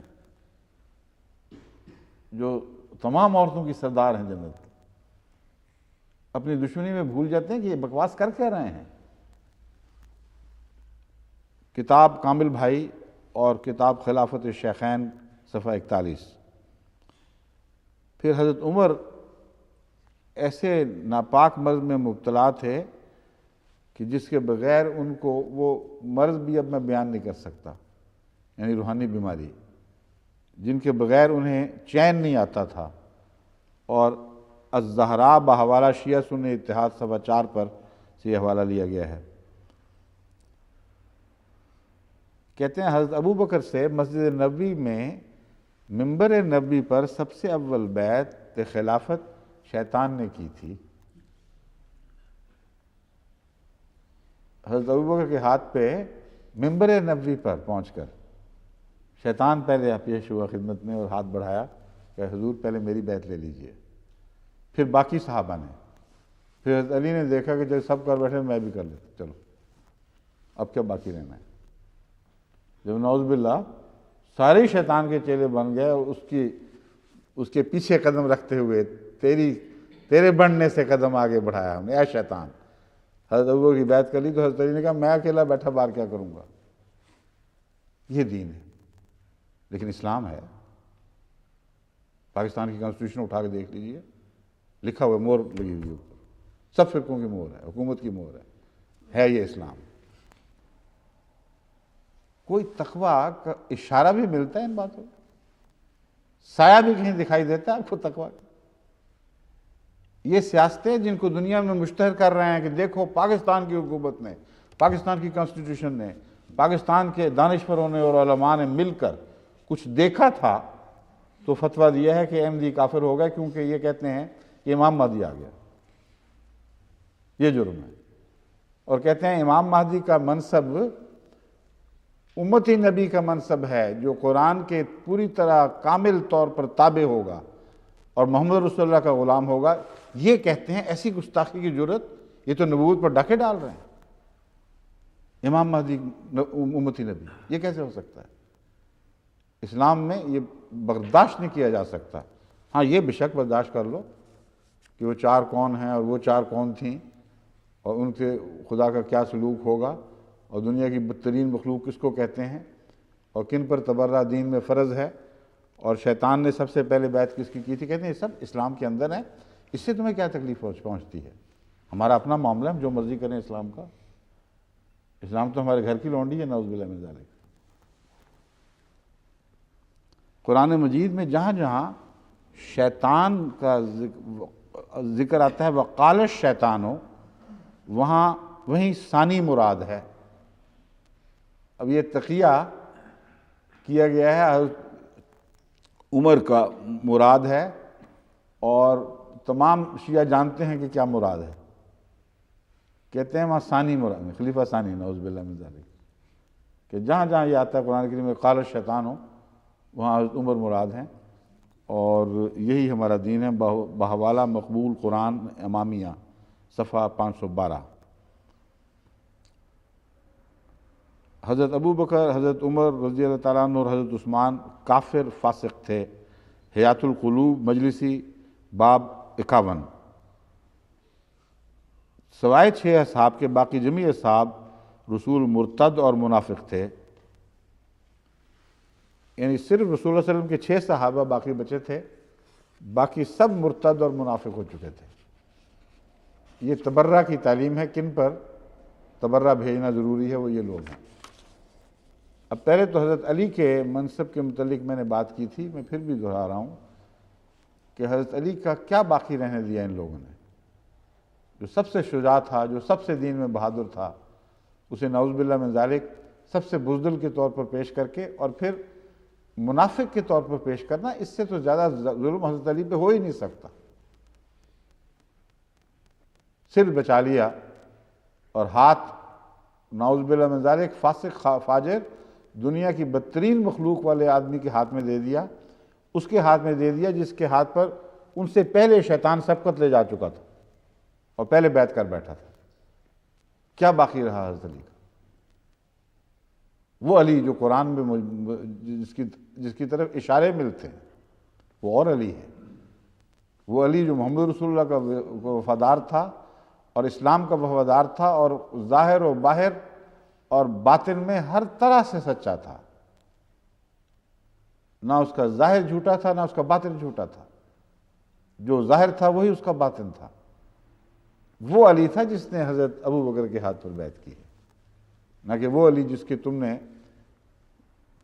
ایسے ناپاک الزام لگا لگا کر اس کی شکل بگاڑ کے رکھ دی ہے، پہچان ہی نہیں جا سکتی۔ اور حضرت محمد رسول اللہ کا تصور، پہلے کہا کرتے تھے مسلمان کہ عیسیٰ علیہ السلام آئے، ساری زندگی میں زور لگایا، صرف 30 ہی چھوڑے نا پیچھے ماننے والے، ان میں سے بھی 2 نے لعنت کر دی، ایک نے لعنت کی اور دوسرا ویسے پھر گیا۔ تو محمد رسول اللہ کا بڑا شور تھا، خاتم الانبیاء آنے والا ہے، ایسا آنے والا ہے جس کے متعلق فرمایا وَيُزَكِّيهِمْ يَتْلُو عَلَيْهِمْ آيَاتِهِ وَيُزَكِّيهِمْ، وہ ان پر آیات کی تلاوت کرتا ہے اور ان کا تزکیہ کرتا چلا جاتا ہے۔ دلائل بعد میں آتے ہیں، حکمت کی باتیں بعد میں بیان ہوتی ہیں، لیکن تلاوت آیات کی یتلو علیہم آیاتہ ویزکیہم، ایسا پاک وجود ہے کہ وہ فوراً ان کا تزکیہ کرتا چلا جاتا ہے۔ وَيُعَلِّمُهُمُ الْكِتَابَ وَالْحِکْمَةَ وَإِنْ كَانُوا مِنْ قَبْلُ لَفِي ضَلَالٍ مُبِينٍ، اور پھر تزکیہ کرنے کے بعد پاک دلوں کو تعلیم دیتا ہے۔ وہ کیا تزکیہ تھا؟ ساری عمر کی کمائی، 6 مومن اور لاکھوں منافق، جن میں سے ان کے کہنے کے مطابق ہر دل ناپاک تھا، اور دنیا کی بدترین مخلوق ان کی سرداری تھی، ان کی سرداری کر رہی تھی۔ محمد رسول اللہ کا کیا باقی چھوڑا؟ وہ جو تمام دنیا کے نبی بن کے آیا، اس کی زندگی کا محصول تو بس یہی منافق ہی رہ گئے۔ لیکن بدنصیبی اور ہے، ابھی ختم نہیں ہوئی، جو 6 باقی رہ گئے تھے وہ بھی پھر منافق بن گئے، نعوذ باللہ من ذالک۔ انہوں نے بھی بیعتیں کر لیں، ان کی جو منافقوں کے سردار تھے، تو کچھ بھی باقی نہ چھوڑا۔ محمد رسول اللہ کی زندگی کا ماحصل ایک منافق گروہ کے بعد ایک اور دوسرا گروہ، منافق گروہ پیدا کرنا بن گیا۔ یہ ہے اسلام کا خلاصہ جو ان شیعہ عقائد سے ظاہر ہوتا ہے۔ کیوں جی، کوئی چیٹ آپ کے پاس آئی ہے؟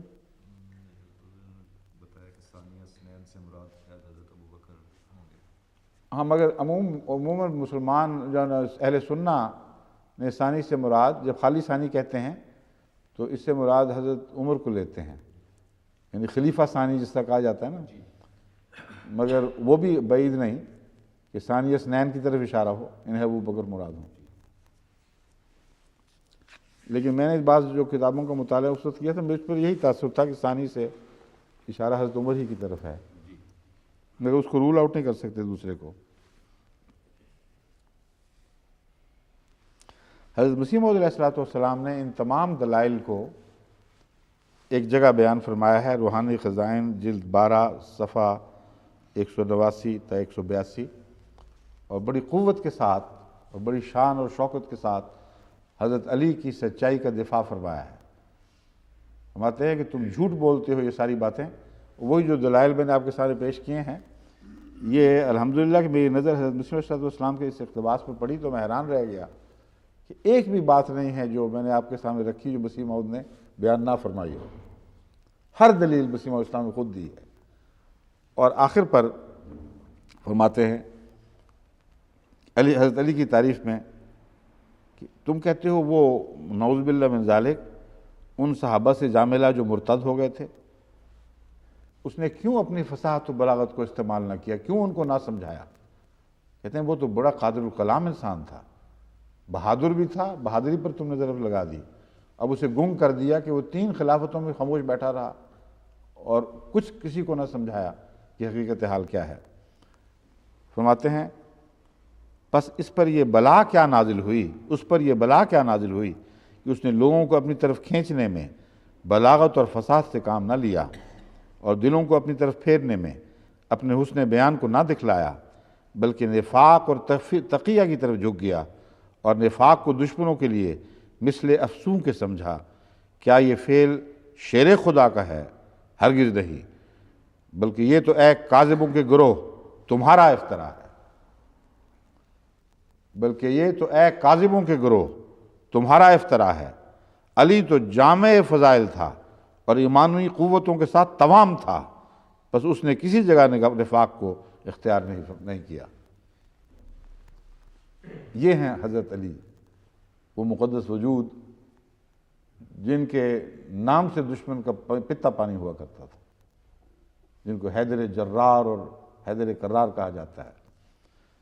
حضرت مسیح موعود علیہ السلام کی زبان سے سنے، میں آئندہ اور بھی بعض حوالے ایک اور موقع پر آپ کے سامنے رکھوں گا، مگر کیسا پیارا کلام ہے، کیسا عمدہ حضرت علی کا تعارف کروایا گیا ہے۔ یہ فعل شیر خدا کا ہے؟ ہرگز نہیں، یہ تو اے کاذبوں کے گروہ تمہارا افطرا ہے۔ علی تو جامع فضائل تھا، وہ تمام خوبیاں، جو تمام نیکیاں جو اپنے کمال کو پہنچی ہوں۔ فضائل ان نیکیوں کو نہیں کہتے جو ادنا حالتیں ہوں، بس ایمان کوئی ادنا حالت کو فضائل کے تابع بیان نہیں کیا جا سکتا۔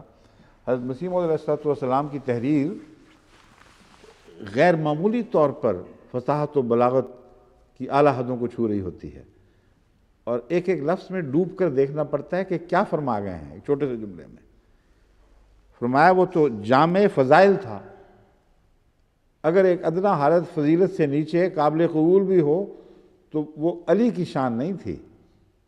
علی کے حصے میں تو فضائل اپنے درجہ کمال تک پہنچی ہوئی نیکیوں کی صورت میں موجود تھے۔ پھر فرمایا اور ایمانی قوتوں کے ساتھ تمام تھا۔ بہت ہی پیارا کلام ہے۔ حضرت علی کو ایسا خراج تحسین میرا خیال ہے کبھی کسی نے نہیں دیا ہوگا۔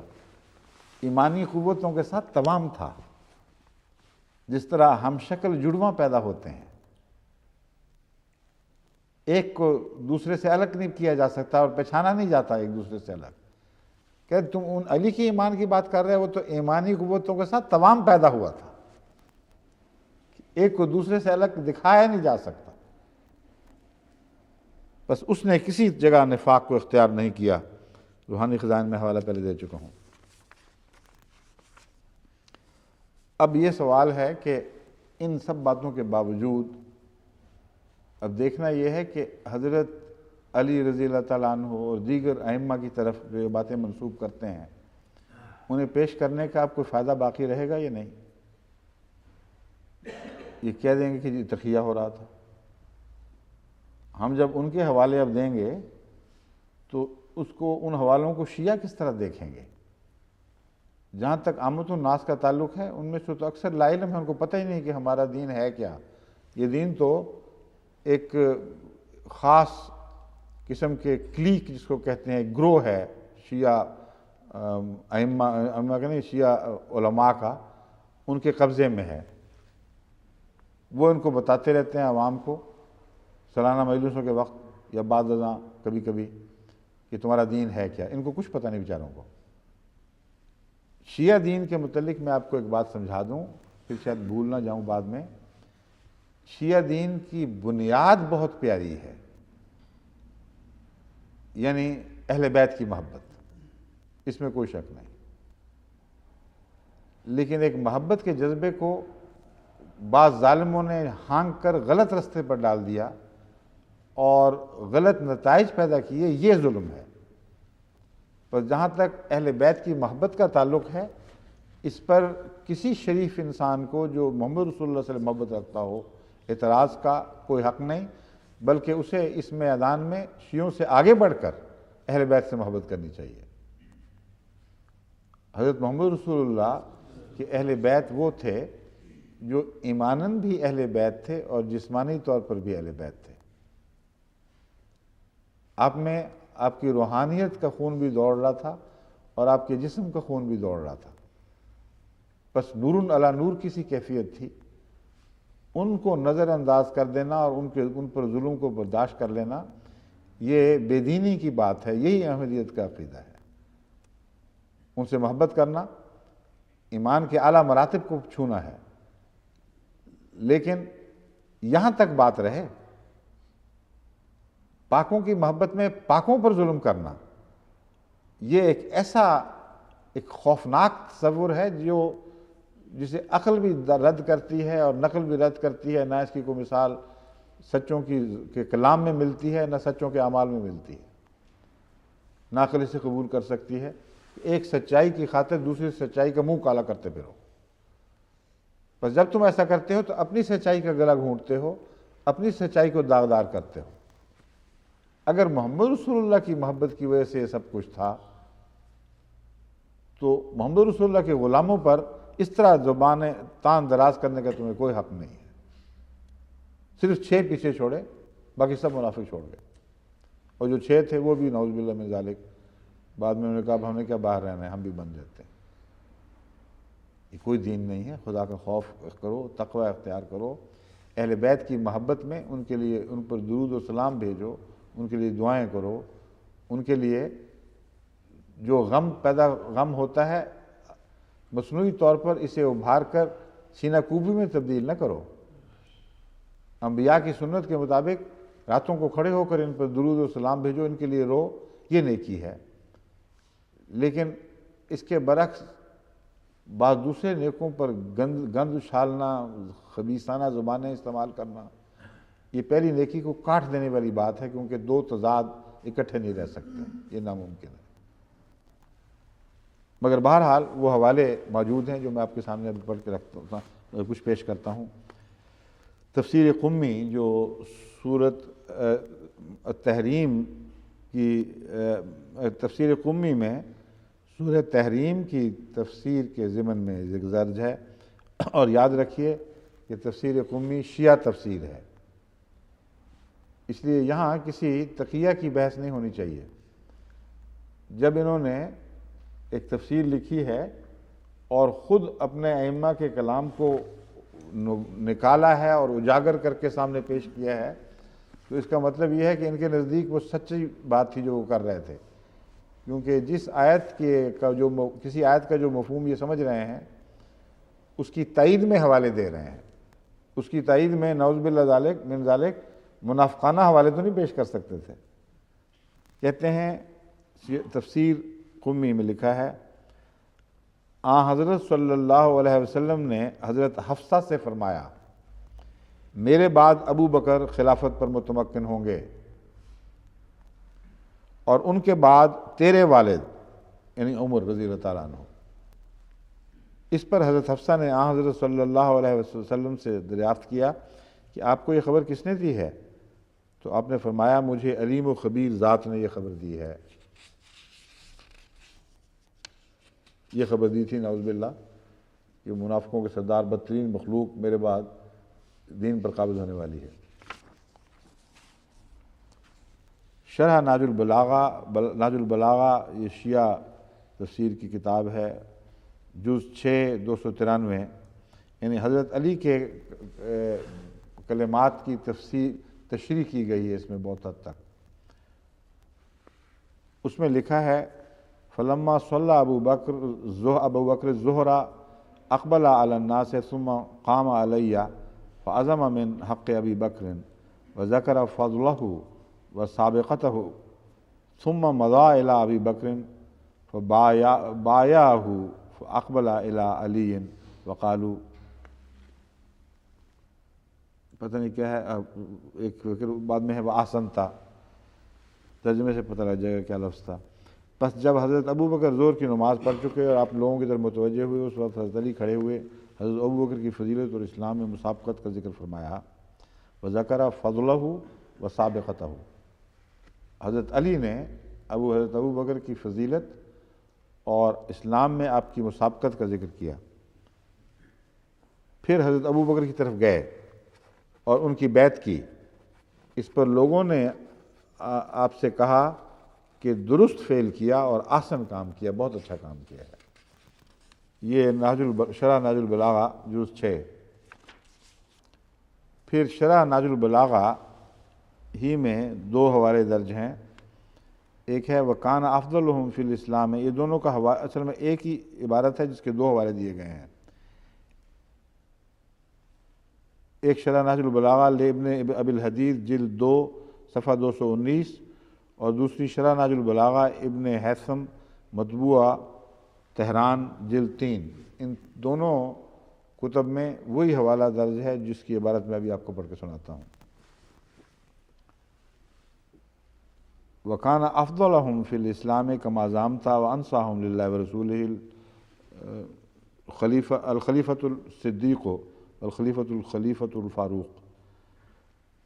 حضرت علی نے فرمایا، اور جیسا کہ تیرا دعویٰ ہے، ان میں سے اسلام میں افضل اور اللہ اور رسول کے سب سے زیادہ خیر خواہ خلیفہ صدیق ہیں، اور پھر خلیفۃ الخلیفہ الفاروق ہیں۔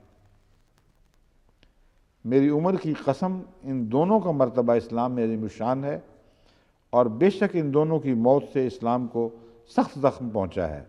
اللہ تعالیٰ ان دونوں پر رحم فرمائے اور ان دونوں کو ان کے اچھے اعمال کی جزا دے۔ اس میں ایک نقطہ قابل غور ہے، وہ یہ کہ حضرت ابو بکر صدیق رضی اللہ تعالیٰ عنہ کو تو خلیفۃ الرسول فرمایا گیا ہے، اور حضرت عمر فاروق کو خلیفۃ ابی بکر فرمایا گیا ہے۔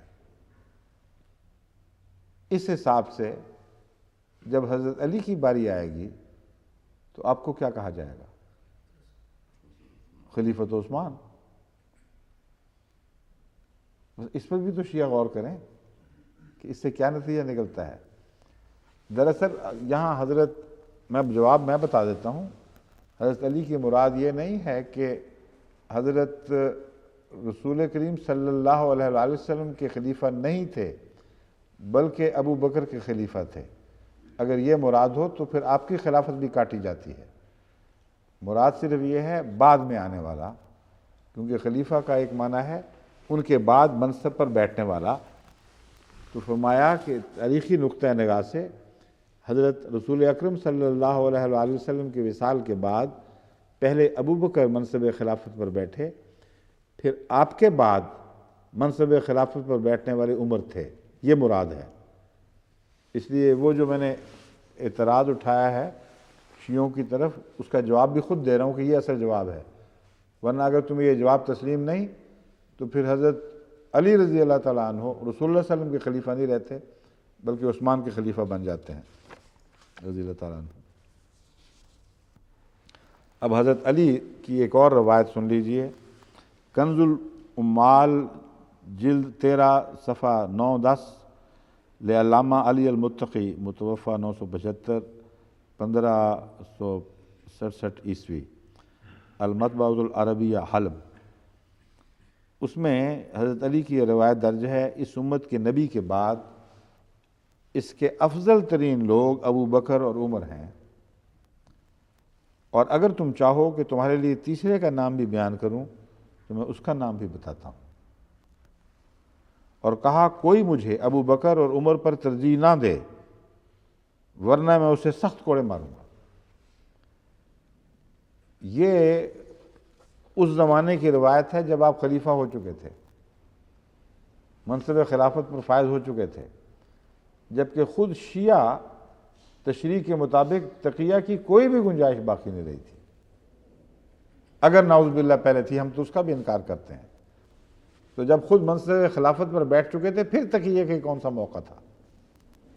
فرماتے ہیں افضل عمر ابو بکر اور عمر ہیں، اور کوئی مجھے ابو بکر اور عمر پر ترجیح نہ دے ورنہ میں اسے سخت کوڑے ماروں گا۔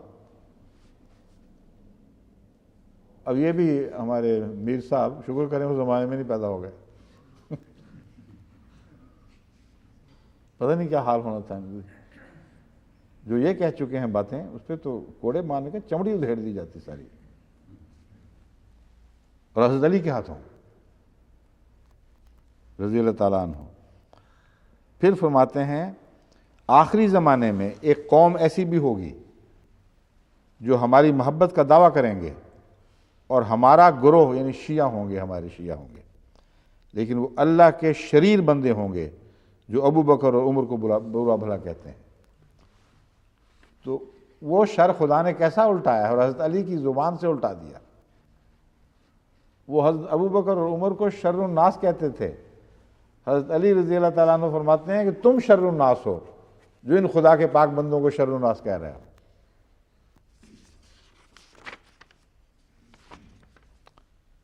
پھر حضرت علی رضی اللہ تعالیٰ عنہ فرماتے ہیں، یہ منار الہدیٰ صفحہ 373 سے حدیث لی گئی ہے، جب ابو بکر کی وفات کا وقت آیا، یعنی یہ روایت لی گئی ہے، جب ابو بکر کی وفات کا وقت آیا تو آپ نے حضرت عمر کو بلا کر انہیں خلیفہ مقرر کیا۔ منار الہدیٰ جو شیعہ کتاب ہے اس میں لکھا ہے حضرت علی رضی اللہ تعالیٰ عنہ نے یہ فرمایا کہ جب ابو بکر کی وفات کا وقت آیا، حضرت ابو بکر کی، تو عمر کو بلا کر انہیں خلیفہ مقرر کیا، بس ہم نے سنا اور اطاعت کی اور خیر خواہی کی، اور حضرت عمر امر خلافت کے والی ہوئے، بس آپ کی سیرت نہایت پسندیدہ اور آپ کی خلافت حد درجہ بابرکت تھی۔ یہ ہیں خدا کے متقی لوگ، آپس میں ایک دوسرے سے بغض نہیں کرتے بلکہ محبت کرتے ہیں۔ اور حضرت علی رضی اللہ تعالیٰ عنہ کی زبان سے کسی شیعہ کتاب میں آپ کوئی حوالہ نہیں پڑھیں گے کہ انہوں نے نعوذ باللہ حضرت رسول اکرم صلی اللہ علیہ وآلہ وسلم کے اصحاب کے خلاف تبرہ کیا ہو۔ یہ بدبخت رسم اس زمانے کی ہے ہی نہیں، یہ بعد کی باتیں ہیں۔ شیعہ عوام الناس بیچاروں کو پتہ ہی نہیں کہ کیا ہو رہا ہے ہمارے ساتھ، یہ مجلسی لوگ بیٹھے ہوئے آپس میں باتیں کرتے رہتے ہیں اور اپنا دین تو ناپاک بناتے ہی ہیں، عوام الناس کا بوجھ بھی ان پر پڑے گا۔ یہ بار بھی ان کی گردنوں پر ہوگا جب یہ قیامت کے دن خدا کے حضور پیش ہوں گے۔ کشف الغمہ کا ایک حوالہ سنیے، بڑا فیصلہ کن حوالہ ہے، اور یہ چوتھے امام ہیں، حضرت امام زین العابدین، حضرت علی رضی اللہ تعالیٰ عنہ پہلے امام، حضرت امام حسن دوسرے امام، حضرت امام حسین شہید کربلا تیسرے امام، اور چوتھے امام جن کا بہت بڑا مرتبہ ہے شیعہ عقائد میں، حضرت امام زین العابدین ہیں۔ کشف الغمہ میں ہے، میں ترجمہ پیش کر دیتا ہوں۔ سعید بن مرجانہ نے کہا کہ میں ایک دن علی بن حسین امام زین العابدین کے پاس بیٹھا ہوا تھا، یہاں تک کہ اس نے کہا کہ کچھ لوگ اہل عراق میں سے آپ کے پاس آئے تو انہوں نے ابو بکر اور عمر اور عثمان رضی اللہ عنہ کی شان میں کچھ ناشائستہ باتیں کہیں۔ یعنی حضرت امام زین العابدین کے پاس کچھ لوگ آئے اور انہوں نے حضرت ابو بکر عمر عثمان کی شان میں ناشائستہ باتیں کہیں۔ جب وہ اپنی بات سے فارغ ہو گئے تو امام زین العابدین رضی اللہ تعالیٰ عنہ نے فرمایا، کیا تم مجھے نہیں بتاؤ گے کہ آیا قرآن میں مذکور ہے کہ تم وہ مہاجرین اولین ہو جو اپنے گھروں سے اور اپنے مالوں سے نکالے گئے؟ قرآن میں مذکور ہے نہیں؟ فرمایا کہ مجھے ایک بات بتاؤ، قرآن کریم میں لکھا ہے کہ وہ مہاجرین اولین جو اپنے گھروں سے اور اپنے مالوں سے نکالے گئے وہ اللہ کی بخشش اور رضامندی چاہتے تھے اور اللہ اس کے رسول کی مدد کرتے رہے، اور یہی لوگ سچے ہیں۔ کیا تم وہی ہو باتیں بنانے والے؟ کیا تم اس گروہ سے تعلق رکھتے ہو جو اس طرح خدا کے خاطر اولین مہاجرین میں سے پیدا ہوئے، جنہوں نے رسول کا ساتھ دیا، جن کے متعلق اللہ نے فرمایا کہ وہ ان سے راضی ہوا، ان کے ساتھ یہ سلوک فرمائے گا کہ تم وہ تو نہیں ہو نا؟ مگر نہ ہم تو نہیں، یہ تو بعد کے پیدا ہونے والے لوگ تھے، وہ کیسے ہو گئے؟ انہوں نے جواب دیا ایسا نہیں، ہم تو ان مہاجروں میں سے نہیں ہیں۔ کہ اچھا، تو امام صاحب نے فرمایا پس کیا تم ان لوگوں میں سے ہو جن کے حق میں اللہ تعالیٰ نے اسی آیت میں آگے قرآن کریم میں فرمایا ہے کہ وہ مدینہ میں یعنی مہاجرین کے آنے سے پہلے رہتے تھے اور ان کے آنے سے پہلے ایمان لا چکے تھے اور وہ ان سے محبت رکھتے تھے، جو ان کے پاس ہجرت کر کے آئے اور اپنے دلوں میں اس مال کی خواہش نہ رکھتے تھے جس سے انہیں دیا گیا، اور وہ اپنے نفسوں پر مہاجرین کو ترجیح دیتے تھے خواہ خود ان پر تنگی ہو۔ کیا تم وہی ہو؟ تم وہ انصار ہو جنہوں نے آنے والوں کے لیے ایسی قربانیاں پیش کی تھیں کہ بعض حاضر ہوئے رسول اللہ صلی اللہ علیہ وسلم کی خدمت میں کہ ہمارے بعض بھائی بغیر شادی کے ہیں، ہمارے ایک سے زیادہ بیویاں ہیں، اگر حکم ہو تو ہم ان کو طلاقیں دے دیتے ہیں تاکہ ان سے شادیاں کروائی دیں، اور ہم اپنے گھر پیش کرتے ہیں، اپنے مال پیش کرتے ہیں، نصف کر دیں ان کو جہاں سے کاٹیں، یہ ہمارے بھائی ہیں، خدا کی خاطر ان کے مال لوٹے گئے۔ اس لیے یہ حضرت امام نے فرمایا کہ تم بتا دو کہ تم وہ انصار ہو جن کا قرآن میں یہ ذکر ملتا ہے یا کچھ اور لوگ ہو؟ تو انہوں نے کہا نہیں ہم وہ تو نہیں ہیں۔ پھر حضرت زین العابدین نے فرمایا آگاہ رہو، تم نے دونوں گروہوں میں سے ہونے کی جرت برات کر دی ہے، یعنی اقرار کر لیا ہے کہ ان دونوں گروہوں میں سے تم نہیں ہو، مان بیٹھے ہو، اپنے اوپر فرض جرم قائم کر لی ہے۔ اب اگلی بات سن لو، اور میں یہ گواہی دیتا ہوں کہ تم ان لوگوں میں سے نہیں ہو جن کے حق میں اللہ تعالیٰ نے اس آیت کے آخری حصے میں فرمایا کہ جو لوگ ان کے زمانے کے بعد آئے وہ کہتے ہیں کہ اے ہمارے رب ہم کو ہمارے ان بھائیوں کو بخش دے، ان مہاجرین کو بھی بخش دے، ان انصار کو بھی بخش دے جو ہم سے پہلے ایمان لا چکے ہیں، اور ہمارے دلوں میں مومنوں کا کینہ نہ پیدا ہونے دے۔ اے ہمارے رب تو بہت مہربان اور بے انتہا کرم کرنے والا ہے۔ کتنی عظیم الشان دلیل ہے، اور کیسے حلم کے ساتھ ان بدبختوں کو جواب دیا گیا ہے۔ پہلے پوچھا تو مہاجرین تو نہیں ہو نا؟ کہ نہ ہم تو نہیں، انصار نہیں، انصار ہم کیسے ہو گئے؟ کہ تم نے یہ گواہیاں دے دی، میری گواہی سن لو کہ اس آیت میں جن بزرگ نیک لوگوں کا ذکر ہے کہ وہ ان پہلوں پر سلامتیاں بھیجتے اور دعائیں کرتے تھے اور یہ عرض کیا کرتے تھے اللہ سے کہ اے خدا کبھی ان کا کینہ ہمارے دل میں نہ پیدا ہونے دینا۔ میں گواہی دیتا ہوں تم وہ نہیں ہو، تم کینہ ور لوگ ہو، اٹھ جاؤ اور میری مجلس سے الگ ہو جاؤ۔ یہ کون سا تقیہ کا موقع تھا اس وقت؟